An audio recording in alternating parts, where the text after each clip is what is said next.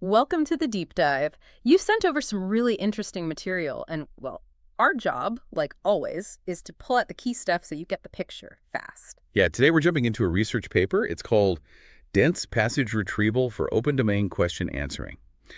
Specifically, the version from April 2020. Okay. The authors are Vladimir Karpukhin, Barlas Ozuz, Siwon Min, Patrick Lewis, Lidell Wu, Sergey Dunov, Dinky Chen, and Wentao Yi. Quite the lineup from Facebook AI, University of Washington, and Princeton. Wow, yeah, real powerhouse team. Okay, so let's unpack that title a bit. Open domain question answering. It's basically building systems that answer your questions using huge amounts of text, right? Like searching all of Wikipedia. Exactly. And dense passage retrieval sounds like a new way, maybe a smarter way, to find the relevant bits in all that text. That's the core idea. So our mission here is to get what this new approach is all about and, why it's causing such a stir. A key insight, maybe? We're looking beyond just searching keywords. Precisely. For a long time, the standard way to find relevant stuff for QA was using these sparse vector models. This paper argues for something different, dense representations. Dense.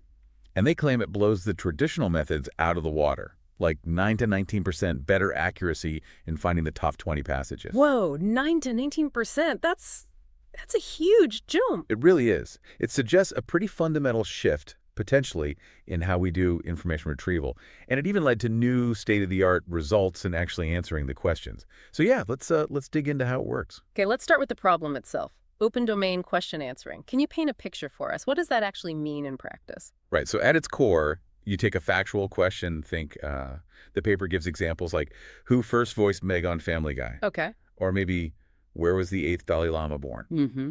And the system has to find the answer somewhere in this just massive collection of documents. Like finding a needle in a giant digital haystack. Pretty much. And traditionally, systems do this in two stages. First, there's a retrieval part. It quickly scans everything and pulls out, say, 100 passages that might contain the answer. Sort of like grabbing a few likely books off a huge library shelf. Narrows it down. Exactly. Then, stage two. A reader model, usually something more complex, reads those chosen passages very carefully to find the precise answer. That makes a lot of sense. You got to sift before you analyze. And this paper is saying that first step, the retrieval, is like super important. Absolutely crucial, yeah. They point out there's often this big gap, right, between how well a reader can answer if you give it the right text versus how well it does with passages pulled by a typical retriever. Ah, so the retriever is often the bottleneck. Often, yeah.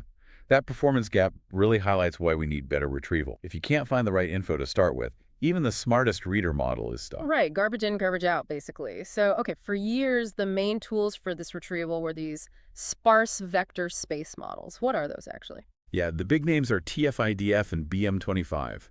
They're based on, well, TF-IDF is term frequency inverse, document frequency, basically how often a word appears.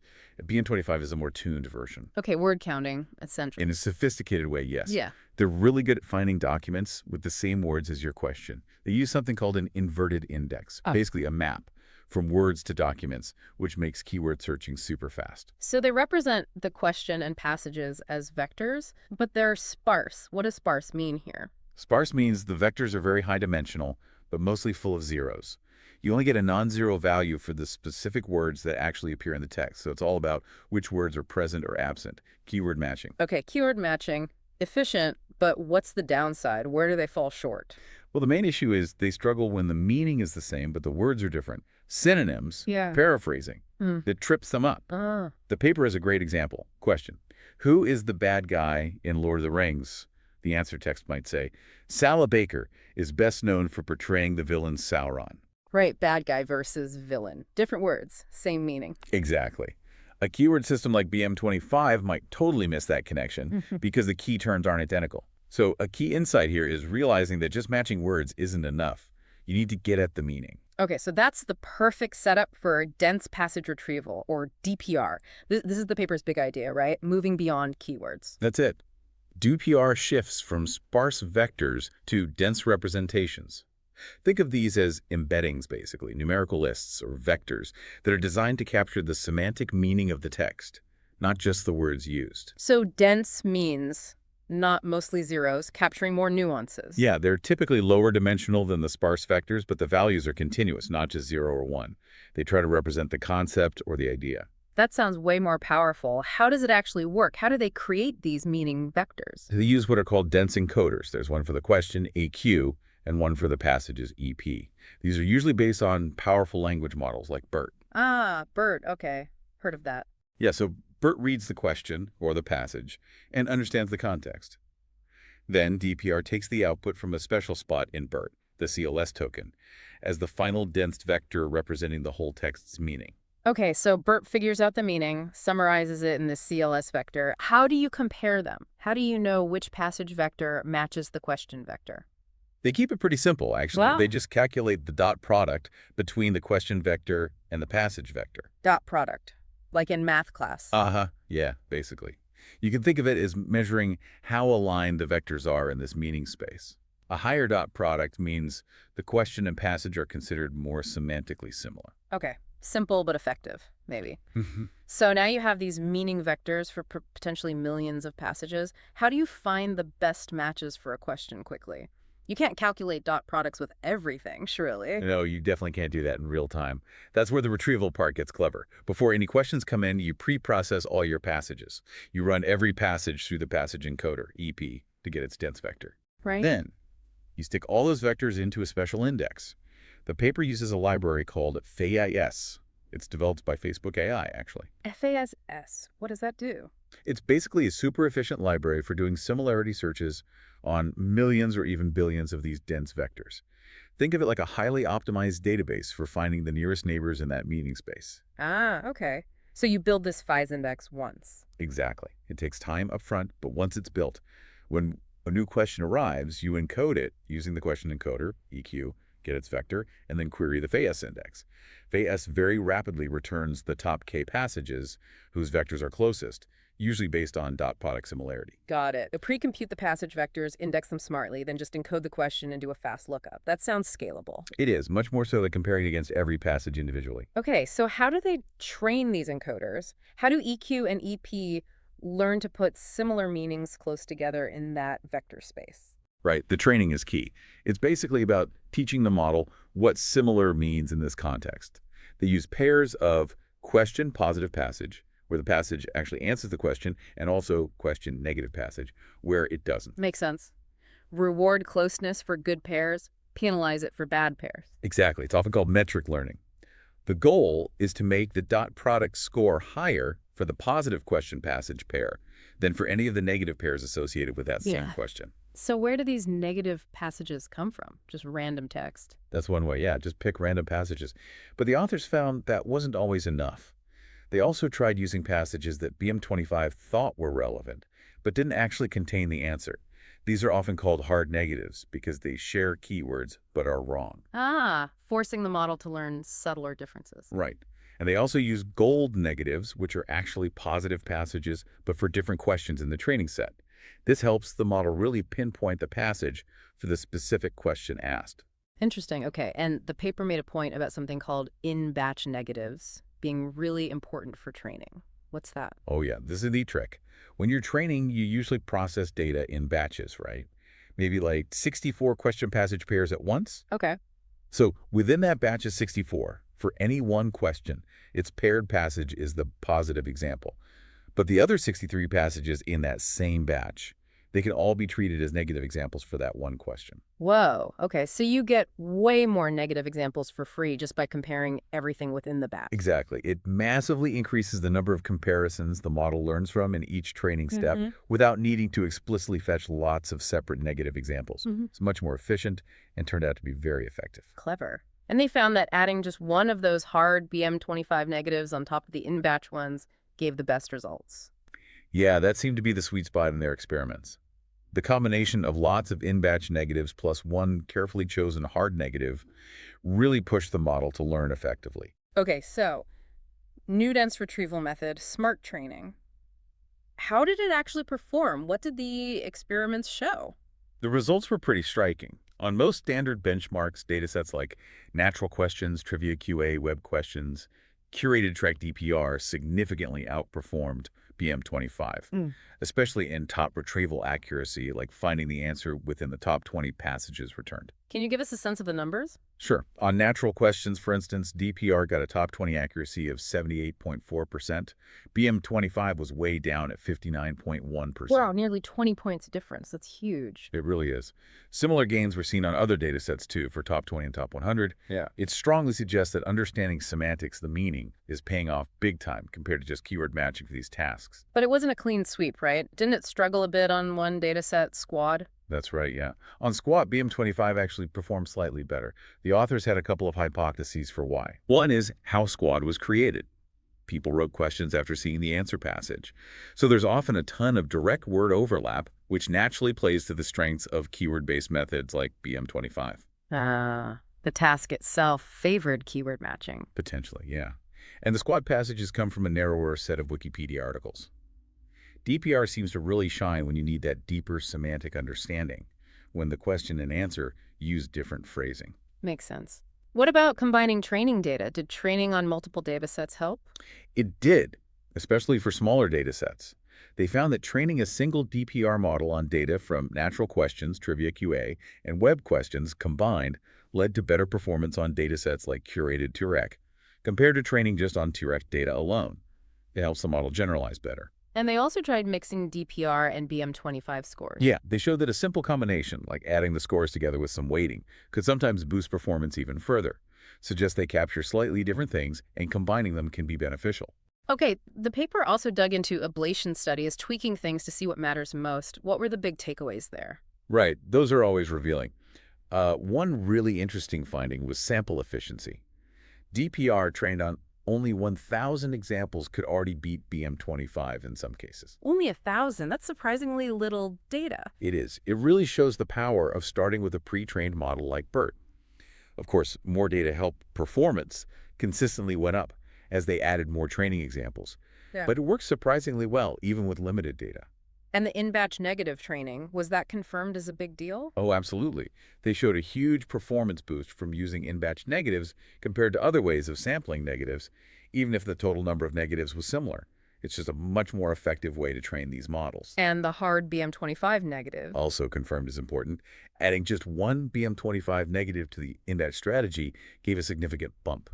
It forces the model to learn those finer distinctions. Gotcha. What else came out of the ablations? Did they test different ways to measure similarity?